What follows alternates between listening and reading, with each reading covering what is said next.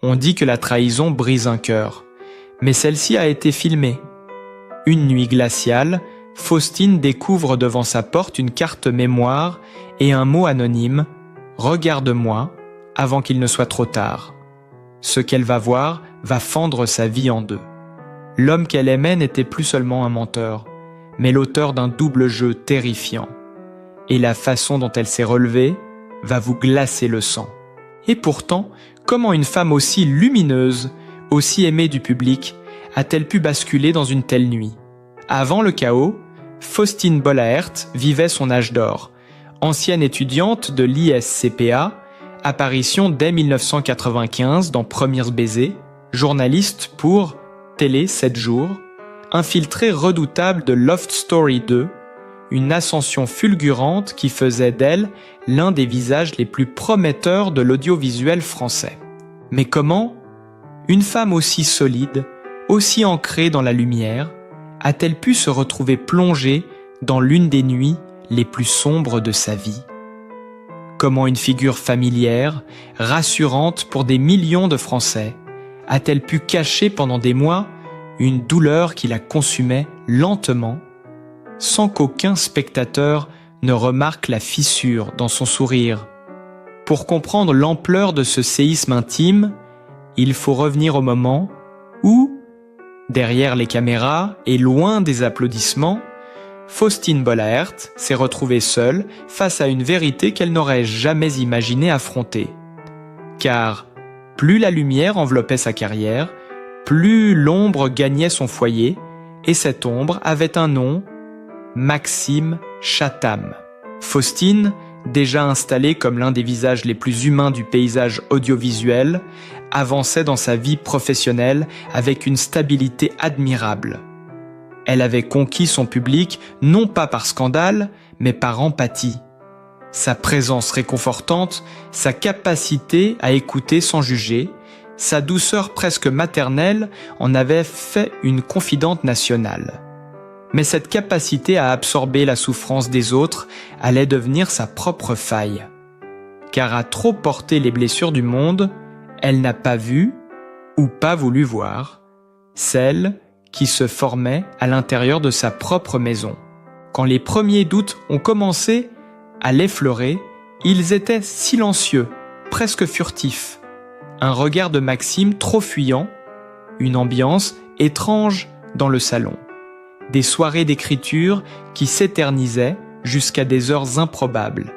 Et cette impression sourde, presque animale, que quelque chose se déplace dans l'équilibre d'un couple pourtant réputé immuable.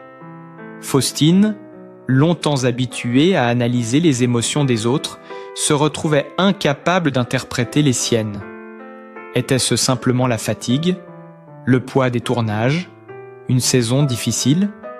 Ou bien, la vérité cherchait-elle déjà à lui parler? Ce qui la hante encore aujourd'hui, ce n'est pas la violence de la découverte, mais la manière dont tout s'est glissé dans sa vie sans bruit. La trahison commence toujours comme une ombre discrète qui s'étire lentement derrière vous, jusqu'au jour où elle vous engloutit complètement. Et pendant des semaines, Faustine a vécu ainsi, dans une maison où chaque silence semblait plus lourd que le précédent, où chaque porte fermée devenait un avertissement, où chaque parfum étranger sur la peau de son mari sonnait comme une alarme qu'elle refusait encore d'entendre. Cette période fut pour elle une véritable déchirure intérieure. Devant les caméras, elle continuait d'accueillir des inconnus venus confier leurs blessures les plus profondes. Elle leur offrait des mots de réconfort, des regards qui apaisent, des silences qui enveloppent. Mais en quittant le plateau, c'était sa propre douleur qu'elle devait affronter, et personne ne l'attendait pour l'écouter. La femme qui guidait les autres vers la guérison n'avait plus personne pour lui tendre la main. C'est peut-être cela, au fond, qui l'a détruite le plus. Cette solitude glacée qui s'est installée dans ses nuits, cette sensation de ne plus exister que dans le regard du public, et jamais dans celui de l'homme qu'elle aimait. Car tandis que sa carrière atteignait son sommet, sa vie intime s'effritait silencieusement. Faustine dormait mal, se réveillait avec des pensées qu'elle n'osait pas formuler. Il y avait des matins où son propre reflet lui semblait étranger, où elle se maquillait non pas pour être belle, mais pour disparaître sous une version plus solide d'elle-même. Elle se sentait comme deux femmes en une, la professionnelle invincible et l'épouse qui pressent que quelque chose de terrible approche, comme une vague qui se retire avant de frapper plus fort. Et puis, il y avait ces absences, trop longues, trop fréquentes, ces déplacements qui ne coïncidaient jamais totalement avec les récits de Maxime, ces réponses sèches, presque nerveuses, lorsqu'elle posait une question qui semblait pourtant innocente. Faustine ne voulait pas croire à un piège, elle croyait encore, comme beaucoup de femmes de sa génération, qu'un amour profond pouvait résister à tout. Mais l'amour parfois s'effiloche sans prévenir. Ce n'est pas la rupture qui détruit, c'est la lente agonie avant l'explosion. Autour d'elle, personne ne remarquait rien. Ou peut-être que si, mais par pudeur, personne n'osait lui parler. Dans les couloirs de France Télévisions, certains murmuraient qu'elle avait l'air fatiguée, d'autres disaient qu'elle semblait plus fragile. Elle, dans sa loge, écoutait le ronflement lointain des projecteurs comme un refuge, car c'était le seul endroit où elle pouvait respirer sans craindre que son cœur ne s'effondre en plein milieu d'une phrase.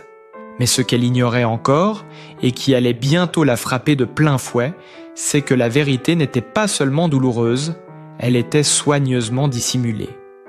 Une vérité construite comme une pièce de théâtre, avec des rôles, des scénarios, des illusions. Faustine n'était plus seulement une femme trompée.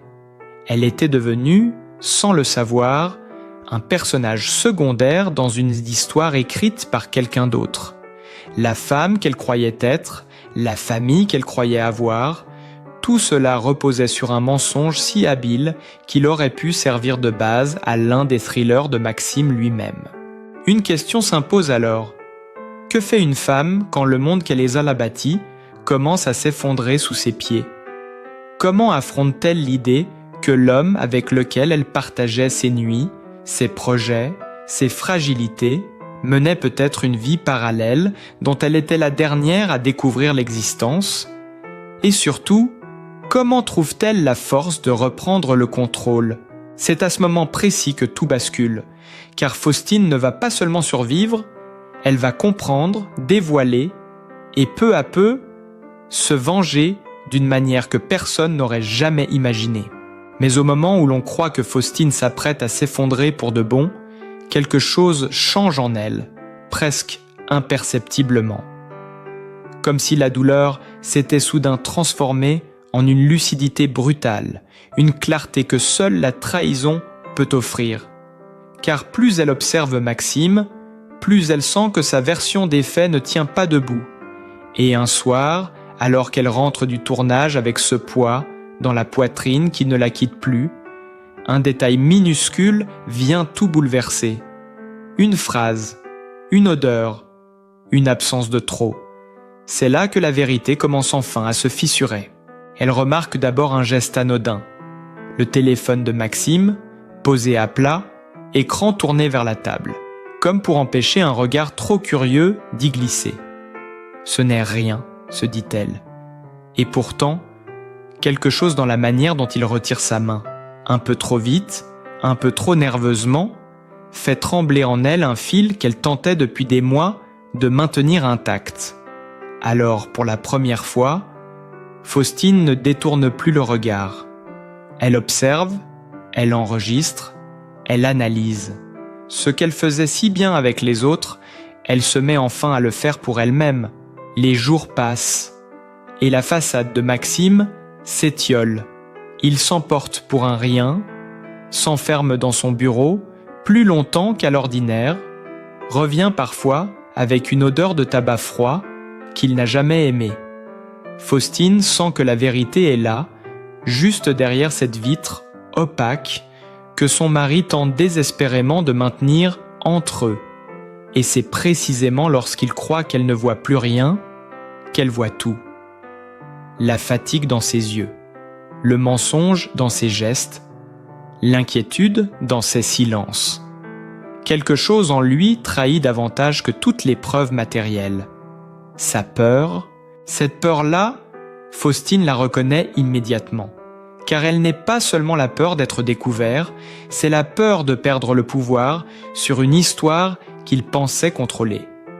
Et quand Faustine comprend cela, tout bascule.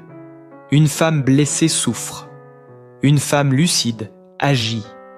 Ce soir-là, dans le silence de la cuisine, elle prend une décision qui, sans qu'elle le sache encore, va changer le cours de sa vie, arrêter de fuir. Elle commence alors à revisiter les souvenirs récents, ces petits détails qu'elle avait mis de côté pour ne pas souffrir. La carte mémoire déposée anonymement, le mot glissé sous sa porte, les rumeurs étranges dans les couloirs de la télévision, les messages effacés, les déplacements incohérents, tout prenait maintenant une forme beaucoup plus nette. Il ne s'agissait pas seulement d'une aventure passagère, il y avait derrière cette histoire une organisation, une régularité, presque une mécanique. Quelqu'un savait, quelqu'un agissait, quelqu'un voulait qu'elle découvre la vérité. Une nuit, incapable de dormir, elle ouvre son ordinateur et relance une sauvegarde oubliée sur un cloud. C'est là, dans cet espace numérique qu'elle n'utilisait presque jamais, qu'elle tombe sur une conversation ancienne, datée de plusieurs mois, entre Maxime et une femme dont elle ne connaît que les initiales. Une conversation où les mots sont lourds de non-dits, où les phrases éclairs révèlent qu'ils se sont vus plus souvent, qu'il ne l'a jamais admis. Le cœur de Faustine se serre, mais son esprit reste étonnamment calme. Ce qu'elle lit ne lui brise plus le cœur, cela le confirme, mais la véritable déflagration arrive quelques lignes plus bas, lorsqu'elle découvre un message envoyé par cette même femme, quelque chose qui ressemble à une menace ou peut-être un aveu rageur, difficile à interpréter mais terriblement clair dans son intention. « Tu m'avais promis plus que ça. Tu m'avais promis qu'elle ne comprendrait jamais. » À cet instant précis, Faustine comprend que la carte mémoire trouvée sur le pas de sa porte n'était pas destinée à la protéger. C'était un acte de vengeance adressé à Maxime, une manière de l'humilier, de le démasquer, de l'atteindre là où il pensait être intouchable. La trahison était réelle, mais elle n'était plus seule dans sa douleur. Il y avait une autre femme, quelque part, blessée elle aussi, mais animée par une colère que Faustine n'avait jamais ressentie. Cette découverte agit comme un électrochoc. Tout ce qu'elle croyait savoir se renverse brutalement. Elle n'était pas la femme trompée stéréotypée que l'on plaint en silence. Elle était la dernière pièce d'un triangle brisé, la dernière à comprendre que l'histoire qu'elle vivait n'était pas un accident, mais une construction entière, bâtie sur des promesses qu'on ne lui avait jamais faites, mais qu'on avait faites à quelqu'un d'autre. Et dans cette prise de conscience naît une forme de force inattendue, presque froide, qui remplace peu à peu la souffrance. Le lendemain, Faustine n'est plus la même. Elle ne pleure plus en se brossant les dents. Elle ne tremble plus en entendant la clé tourner dans la serrure.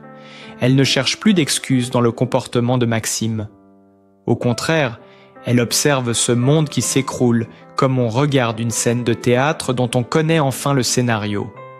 Sa vengeance ne sera pas bruyante, elle ne sera pas destructrice, elle sera plus subtile, plus élégante, plus fidèle à la femme qu'elle est devenue. Une vengeance silencieuse, presque noble, qui ne passe ni par la colère ni par les cris, mais par la reconquête d'elle-même.